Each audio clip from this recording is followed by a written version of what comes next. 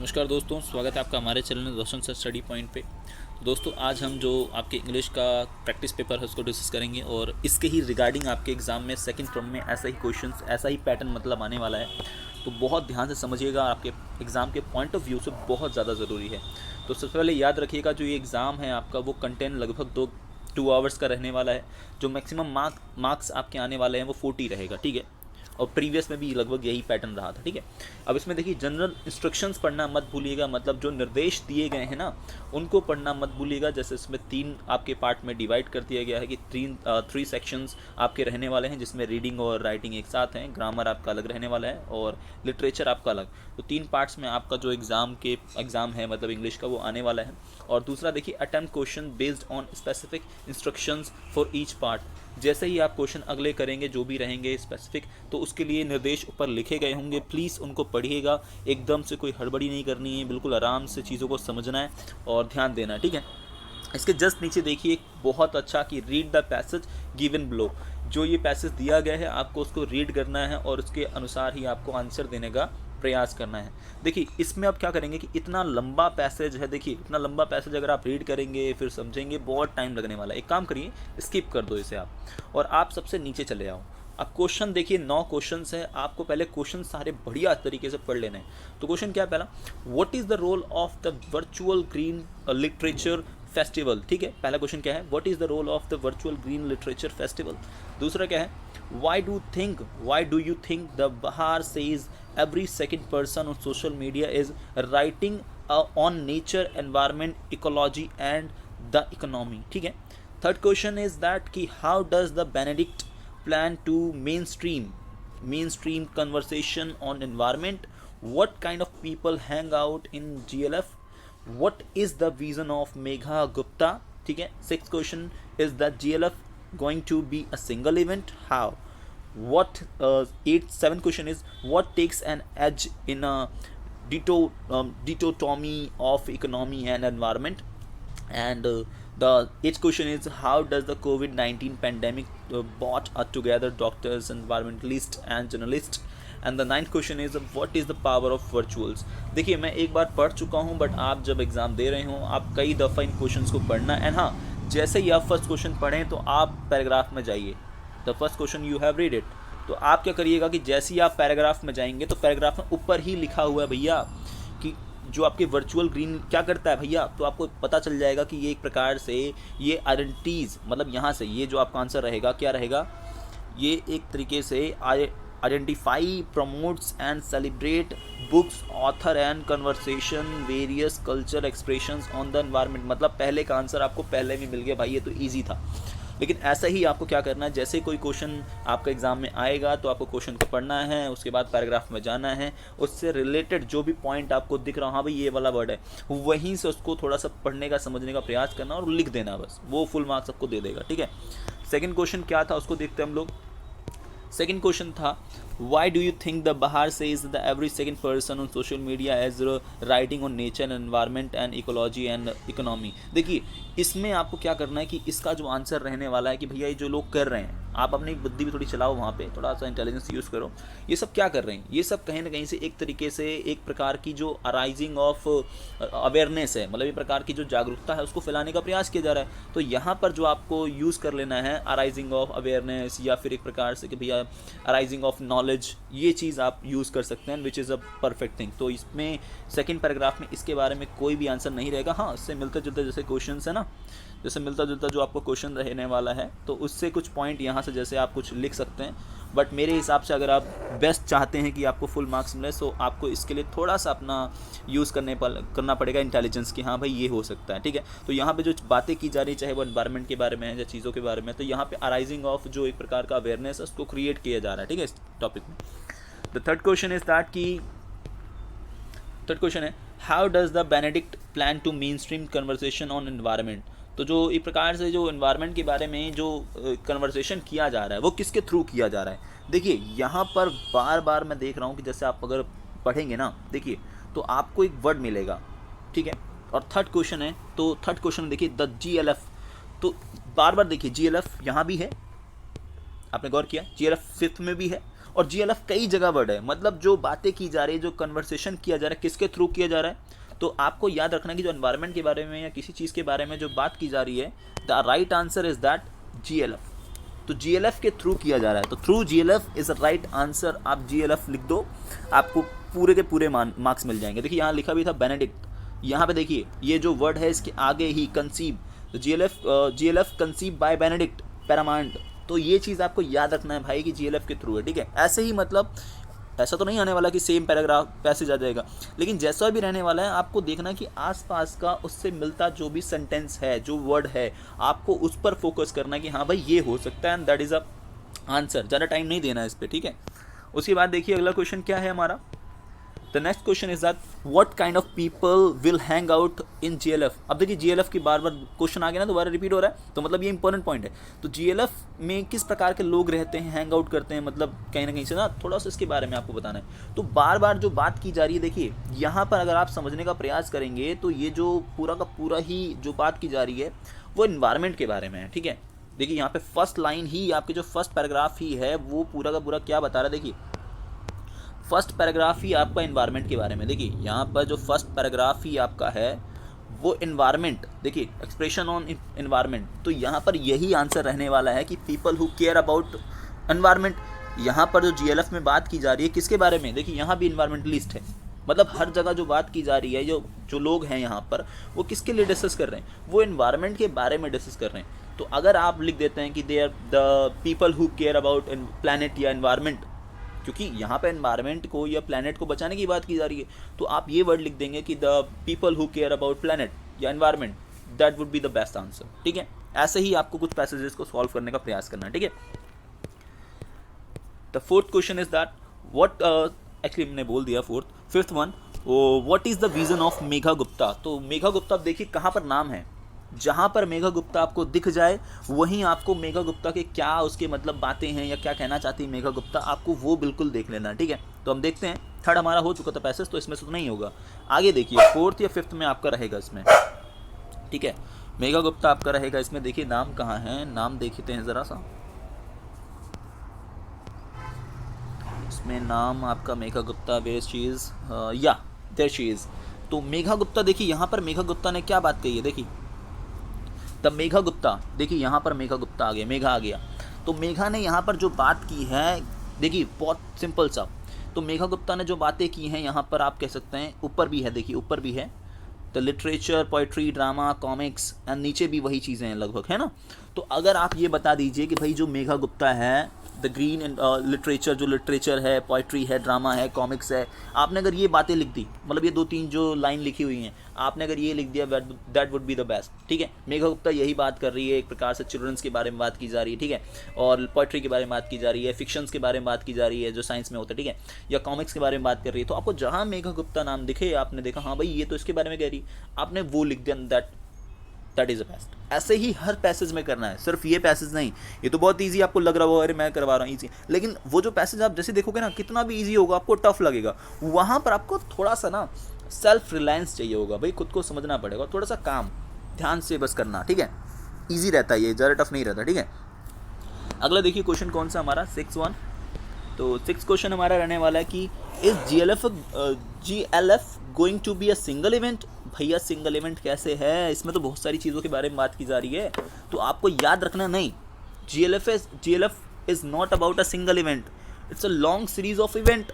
देखिए यहाँ पर अब आप बोलेंगे ये आंसर तो कहाँ मिलेगा, अरे सर मिलेगा, ध्यान दीजिए ज़रा, जो GLF है वो लॉन्ग सीरीज़ का इवेंट है, क्योंकि अभी आपने पढ़ा कि GLF में क्या क्या बातें की जा रही है, एनवायरनमेंट के बारे में बात की जा रही है, बुक्स के बारे में बात की जा रही है, फिक्शन के बारे में बात की जा रही है। यहाँ पे थोड़ा सा ना सेल्फ जो आपका एक नॉलेज है ना, थोड़ा सा जो वर्ड्स को लेकर यहाँ पर उसको यूज़ किया जाएगा, क्योंकि यहाँ पर वो वर्ड एग्जैक्ट नहीं मिलेगा जो आपको इसमें मतलब मिल जाना चाहिए। तो याद रखिएगा GLF is a long series of event. देखिए यहाँ मिल भी गया, यहाँ बिल्कुल एक लाइन लिखी है 5th में ही कि GLF host a year long series of event. मतलब देखिए कितनी सारी चीज़ जो मैं आपको बात कह रहा था, बिल्कुल वो चीज़ें आ चुकी हैं यार।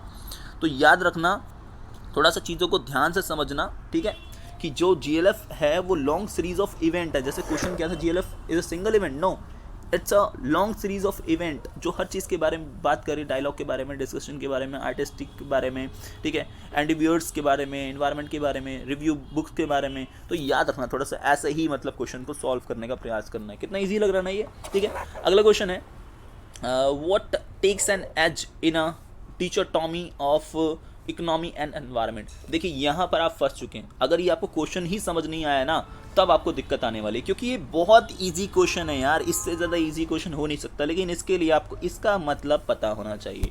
भैया ये होता क्या है, तो आपको याद रखना पड़ेगा। इसका मतलब होता है विरोधाभास। विरोधाभास मतलब कि जो इकोनॉमी है और जो एनवायरनमेंट है, देखिए कितना बड़ा विरोधाभास है। आपको प्रोग्रेस डेवलपमेंट भी करना है और आपको प्लेनेट एनवायरनमेंट को भी बचाना है। तो यहाँ पर इन दोनों में से एच किसको मिलता है? एच का मतलब समझते हैं आप लोग, मतलब ज़्यादा महत्व एक प्रकार से। भैया लॉजिकली देखा जाए या फिर एज अ ह्यूमन बीइंग अगर हमें जो करना चाहिए तो एनवायरनमेंट को देना चाहिए, मतलब महत्व।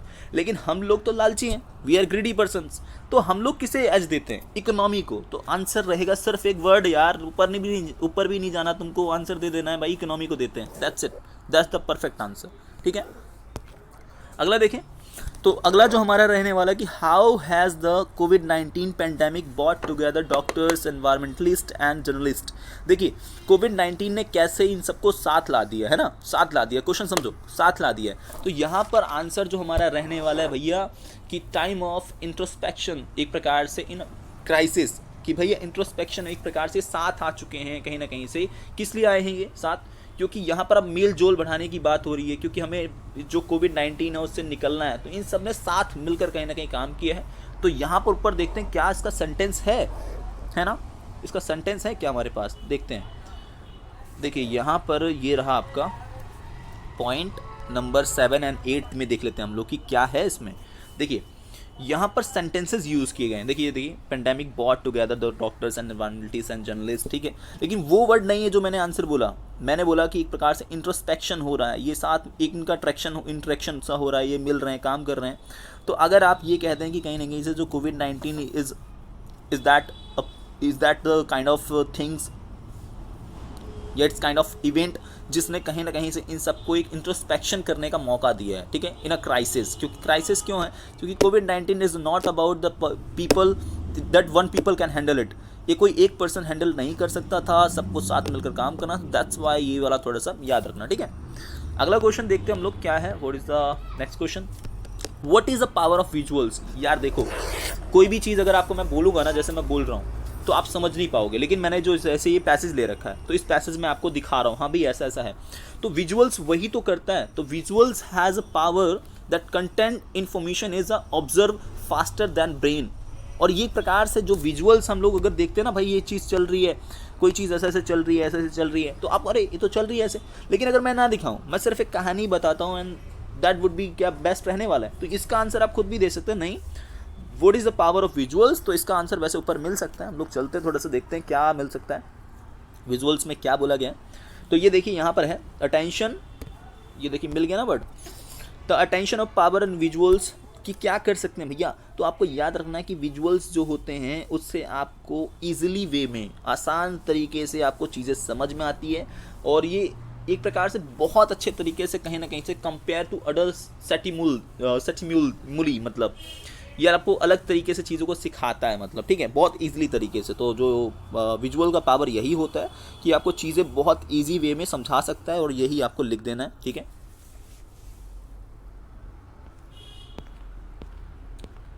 चलिए सेकंड पैराग्राफ की बात करते हैं। What is the second paragraph? Read the following passage and carefully and answer the question that below that follow. तो जो भी हमको ये आपका पैसेज है उसको पढ़ना है और उसके रिगार्डिंग हमें आंसर देना है। मैं आपको एक चीज़ बता दूं, ये जो आपका है पैसेज पूरा का पूरा इतना लॉन्ग ये भी है, इसमें एक्चुअली ये नोट मेकिंग है। ये जो पैसेज हम पढ़ेंगे उसके बाद हम क्या करेंगे, नोट मेकिंग करेंगे। तो फर्स्ट एक इंस्ट्रक्शंस क्या दिया गया, on the basis of your reading of the above passage make a notes on it using heading and sub heading, use recognizable abbreviation and wherever necessary, also suggest a suitable title. The second B part क्या है, write a summary on a passage is not about not more than 50 words using the notes. अब देखिए आपको simple से एक चीज़ समझ लेनी है कि आपको एक पैटर्न लेके चलना पड़ेगा। पैटर्न ये है, मैं बताता हूँ। जैसे आपने ये यहाँ पे एक टाइटल लिखा, ठीक है, आपने एक टाइटल लिख दिया, हाँ भाई स्टार्टिंग में ये करने वाला हूँ, ठीक है। आपने टाइटल लिखने के बाद एक हेडिंग बना दी, हाँ भाई ये जो टॉपिक है इस चीज़ के बारे में, ठीक है। उसका एक ए पार्ट बना दिया, मतलब ये टॉपिक था, एक हेडिंग थी, उसका ए पार्ट बना दिया, हाँ भाई ये है। उसका बी पार्ट बना दिया, हाँ भाई इसका ये है, ठीक है। ऐसे करके आपने क्या किया कि यही चीज़ें आपने 3 बार कर दी। मतलब ये फर्स्ट हेडिंग, उसकी 2 सब हेडिंग, फिर एक दूसरा हेडिंग, फिर उसकी 2 सब हेडिंग, ठीक है। फिर आपने तीसरा हेडिंग बनाया, फिर उसकी 2 सब हेडिंग, मतलब 3 आपने बिल्कुल पैटर्न के तरीके से बना दिया, ठीक है। जब आपने ऐसा कर दिया तो आपने 3 मार्क्स का जो एक तरीका था वो आपने यूज़ कर लिया। अब देखिए यहाँ पे क्या एब्रीविएशन क्या होता है। पहली बात तो एब्रीविएशन समझते हैं। देखिए किसी भी शब्द को छोटे वर्ड में लिखना, जैसे एब्रीविएशन ही है ना, जैसे यही इतना लंबा है, तो अपन क्या करेंगे इसके शॉर्ट वे में कर देंगे इसको। मतलब आप अगर कह लीजिए एब्रीविएशन, ठीक है, डबल वी कर दिया, आपने बिंदु बना दिया, रिकोनाइज करने लायक, बस ऐसा कुछ नहीं कि ये बिल्कुल परफेक्ट हो, क्योंकि इतना भी ध्यान नहीं दिया जाएगा, बट आपको रिकोनाइज करने लायक कि हाँ भाई किसके बारे में, बिंदु जरूर लगा देना, यहाँ पे रोक देना, हाँ भाई ऐसा कुछ है। या कोई भी और शब्द हो सकता है विच इज़ आप यूज़ कर सकते हैं एब्रीविएशन में। कम से कम 4 एब्रीविएशन तो आप यूज़ करो ही करो, मतलब 4 ऐसे शब्द जिनके आपको अच्छे खासे वर्ड स्पेलिंग आती हो इसी पैसेज में से, और आपको हाफ करना है उसका, या 2-3 शब्दों में ही उसको बता देना हाँ भाई ये चीज़ ये है, ठीक है, ऐसा कुछ करना है, ठीक है। उसके बाद देखिए समरी, आपको क्या करना है कि जो आपने ऊपर अभी लिखा, मैंने आपको बताया कि एक हेडिंग, मैंने आपको बताया अभी कि एक हेडिंग रहेगी, फिर दूसरी हेडिंग रहेगी, फिर तीसरी हेडिंग रहेगी, एक हेडिंग के 2 सब हेडिंग, एक इसके भी 2 या इसके भी 2 या 3-3 कर लीजिए आप, ठीक है। और ऐसे कर करके आपको 3 बार करना है, और 4 एब्रीविएशन उसके बीच में यूज़ करने हैं कम से कम। और फिर जैसे ही आपने जो कुछ भी लिखा है या जो कुछ भी बना दिया है ना, उसकी एक समरी सी बना दो 50 वर्ड में, कि देखो सर मेरे को ये चीज़ समझ में आ रही है, ऐसा ऐसा कुछ है। आपने अगर 50 वर्ड में अच्छा खासा लिख दिया जो आपने नोट्स अभी बनाया था ना, तो आपको फुल मार्क्स जो आपके 5 नंबर है वो मिल जाएंगे बहुत इजी वे में। अगर आप मेरे इस तरीके को भी फॉलो करते हैं कि आप कंटेंट लिख रहे हैं, आप एक प्रकार से एब्रीविएशन का यूज़ कर रहे हैं, वो बहुत अच्छा रहेगा, ठीक है। ये यहाँ पे आपको याद समझना पड़ेगा कि जो ये 5 मार्क्स हैं, 5 मार्क्स का आपका एग्ज़ाम है, इसमें से आपके 3 जो मार्क्स हैं ना वो आपके कंटेंट के, मतलब आप जो लिखेंगे, और 2 मार्क्स आपके एक्सप्रेशन के हैं एक प्रकार से। तो 3 तो मिल जाएंगे यार, छोड़ो 3 मिल जाएंगे, लेकिन 2 एक्सप्रेशन के भी मिल सकते हैं, जैसा मैंने बताया। अगर वैसा लिख दोगे तो एक्यूरेसी का 1 नंबर ना मिले कोई बात नहीं, 5 में से 4 इज़ अ बेस्ट ऑप्शन, 4 तो मिल जाएगा। तो याद रखना कि ये तरीका अपना सकते हैं आप, ठीक है। उसके बाद देखिए draft and suitable poster for Covid appropriate behaviour on a behalf of health department do not exceed the word limit of 50 words. देखो सिंपल सा लिखा हुआ है कि आपको एक प्रकार का पोस्टर बनाना है जो कि कोविड अप्रोप्रिएट बिहेवियर के लिए, जो कहीं ना कहीं से है, बिहाफ ऑफ हेल्थ डिपार्टमेंट। तो अब देखिए हेल्थ डिपार्टमेंट का नाम लिख दिया गया है, इसका मतलब आप WHO लिख दो कि भाई WHO की तरफ से इस तरह की बातें की जा रही हैं। अब क्या क्या हो सकता है, अरे यार कोविड 2 सालों से इतने सारे वर्ड आ चुके हैं, जिसमें आप सोशल डिस्टेंसिंग लिख सकते हैं, सो आपका वेयरिंग मास्क लिख सकते हैं, वॉशिंग हैंड्स लिख सकते हैं, मोटिवेटिंग पीपल टू जो फॉलो द नॉर्म्स, कानून को अपना मतलब पालन करते रहें वो लोग एक प्रकार से, ठीक है। और इशू बाय अथॉरिटी, जैसे मैंने कहा WHO का नाम लिख दो यार, इसने कहा। ये जितने भी वर्ड अगर आपने ये लिख दिए, जो मैंने आपको बोला सोशल डिस्टेंसिंग, मैंने आपको बोला वियरिंग मास्क, मैंने आपको बोला वॉशिंग हैंड्स, मैंने आपको बोला motivating people to follow norms, मतलब कानून को मानने के लिए, ठीक है, और इशू अथॉरिटी, ये आपने लिख दिया यार, फुल मार्क्स है। इसके अलावा आपको कुछ नहीं करना। एक मतलब ऐसा कुछ चार्ट सा बनाओ यार तुम, ठीक है, जो मैंने वर्ड्स बोले, हाँ भाई ऐसा हेडिंग लिख दो, उसकी सब ऐसे ऐसे वर्ड लिख दो, हाँ भाई ऐसा ऐसा करना चाहिए, ये हमें फॉलो करना चाहिए, और WHO लिख दो, बिल्कुल अच्छे तरीके से थोड़ा सा बना दो उसको, बिल्कुल बढ़िया तरीके से, ठीक है। इसके मार्क्स आपको फुल मिल जाएंगे। अगला क्वेश्चन क्या है, देखिए the next question is the attempt any one from A और बी, यार इन दोनों में से कोई एक अटेम्प्ट करना है। अच्छा है क्या ये, देखो लास्ट में है क्या ये चीज़, ये है एक प्रकार से you are a Rajan and Rajni a head boy head girl of school request your principal in a writing to arrange extra classes in English for the student of 11th and 12th, give details a reason to support your demand, do not exceed the word limit of letter which is 120 to 150।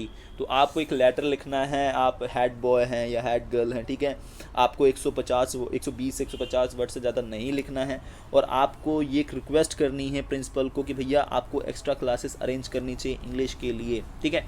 तो आपको ये words लिखने। अब देखिए यहाँ पर जैसे ही आपका लेटर का आता है ना, आपको कुछ रूल्स एंड रेगुलेशंस पता होने चाहिए कि भैया आप कौन है। पहली बात देखिए, लास्ट में जो भी आप करेंगे उससे पहले आप प्रिंसिपल के लिए टू द प्रिंसिपल वाला जो हिसाब था ना, उसमें टू द प्रिंसिपल मत करना, द प्रिंसिपल से शुरू करके द प्रिंसिपल शुरू करो, स्कूल जो भी आपका स्कूल है वो लिखो, फिर डेट लिख दो भाई, हाँ ये इसकी डेट है, ठीक है।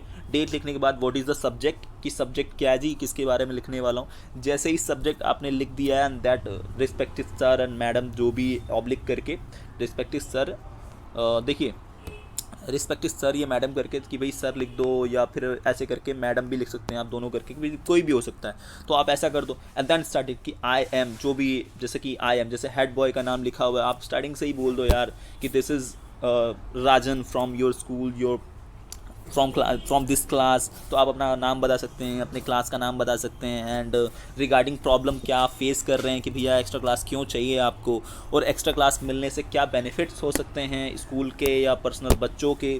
सो उससे रिगार्डिंग जो भी आपको चीज़ें कहनी हैं आप वहीं पर सारा का सारा लिख देंगे। और लिखने के बाद लास्ट में अपना नाम भी आप जैसे कि यूर सिंसियरली यूर ट्रूली राजन या रजनी, जो भी हेड गर्ल या हेड बॉय करके लिख दो यार, इससे इजी ज़्यादा आपका एक लेटर हो नहीं सकता, ठीक है। नेक्स्ट इसके जो भी इसके ऑप्शन में है वो क्या है, डिबेट एक प्रकार की। You are Saba M Parveen Kumar, a student of KBC school public, देखिए यहाँ पे नाम आ चुका है, मतलब अच्छा है, ऊपर वाला तो नहीं था। Your school is organising a debate competition on the online education, does more good than harm, draft a debate either in a favor or against the topic in 100 and 250। यार देखो इससे ज़्यादा इजी क्या ही हो सकता है। आपको एक मतलब एक प्रकार से एक प्रकार का मतलब एक आपको डिबेट बनाना है, जिसमें क्या करना है कि आप कुछ भी, जो भी आप लड़की हैं या लड़का है, तो उस हिसाब से अपना नाम यूज़ कर सकते हैं बीच में, वही तरीका रहेगा। पहले आपको एक इसमें एक बेनिफिट ये है कि एक नंबर तो ऑलरेडी आपको मिल चुका है। कैसे मिल चुका है, जो इसका ये हेडिंग है ना, आपको ऊपर ही लिख देना है ये हेडिंग, ठीक है। हेडिंग लिखने के बाद जो भी आपका कि भाई स्टार्टिंग आप कर सकते हैं कि this is my name is I am from this school, या जो भी आपकी चीज़ें हैं, या क्योंकि आपको तो पता है स्कूल तो आपका ही है।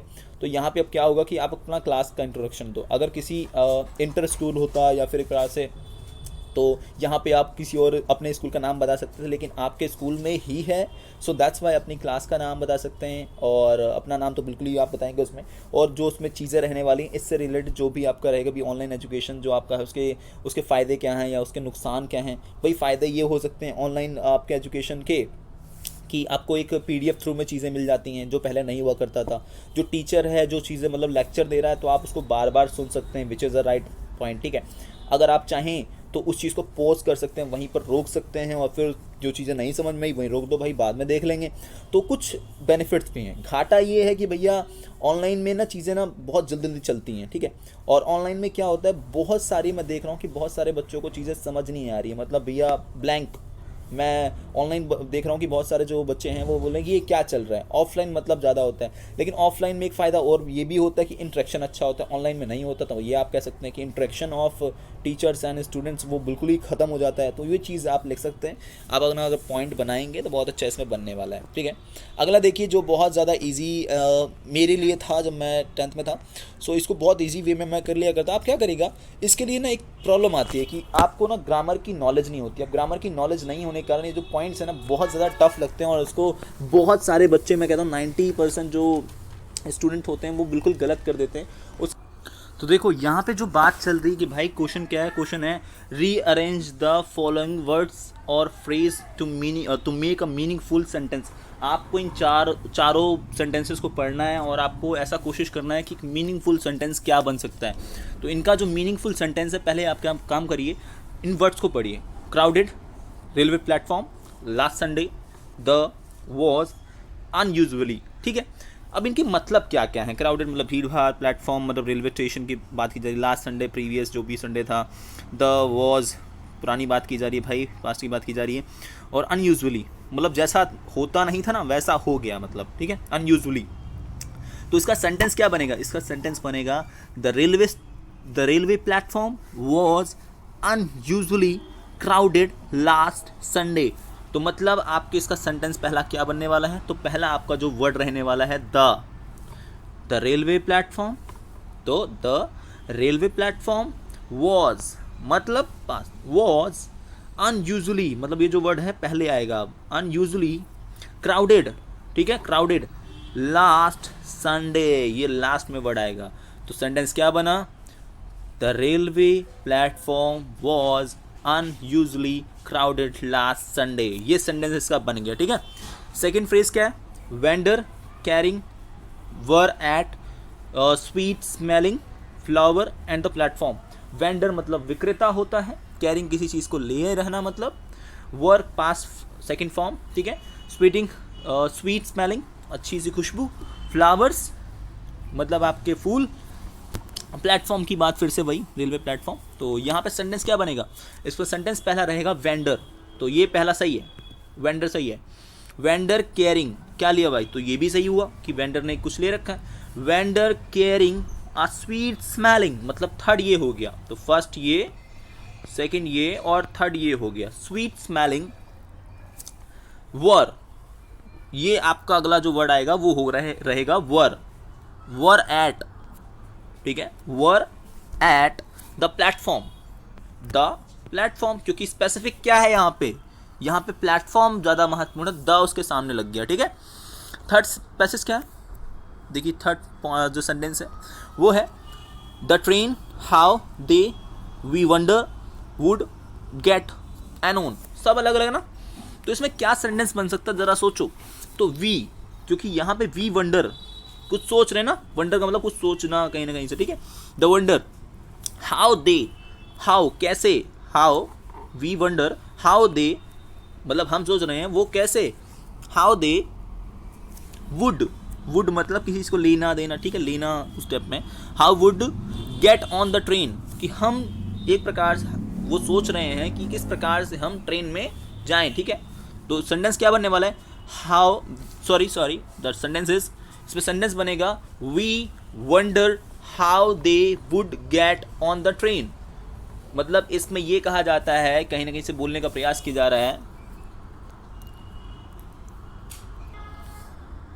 तो इसमें ये कहा जा रहा है कि we wonder how they would get on the train, हम सोच रहे हैं वो ट्रेन में कैसे गए। ठीक है, कैसे चले गए। वी वंडर, वंडर मतलब सोचना। अगला देखिए सेंटेंस क्या है?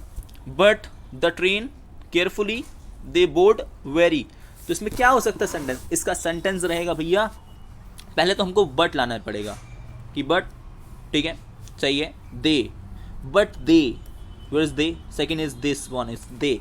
तो बट दे बोर्डेड, ये रहा बोर्डेड द, कहाँ पे वर्ड है भैया? द ट्रेन, ये रहा। But they boarded the train very very carefully. तो यहाँ पे वेरी वर्ड पहले आ जाएगा और केयरफुली बाद में। तो सेंटेंस क्या बनने वाला है? But they boarded the train very carefully, मतलब वो लोग जो ट्रेन में हैं बहुत ज़्यादा मतलब सावधानी से पहुँच, but the boarded the train very carefully मतलब जो ट्रेन रुकी है बहुत आसानी से या बहुत ज़्यादा केयरफुली तरीके से रुक चुकी है। ठीक है, ये सेंटेंस इसका बनेगा। होपफुली आपको चीज़ें समझ में आ रही होंगी। मैं आपको इसमें बता दूं कि इसका कोई भी रामबाण इलाज नहीं है इस वाले क्वेश्चन के लिए। तो आपके पास ग्रामर की आपके पास अच्छी खासी नॉलेज होनी चाहिए। अगर आपको ये पैसेज समझ, ये वाला जो क्वेश्चन है समझना है, तो आपको सेंटेंस मेकिंग आना चाहिए। अगर नहीं आता तो मुश्किल रहने वाली है, बट कुछ आप तरीके अपना सकते हैं विच इज़ वेरी ईजी।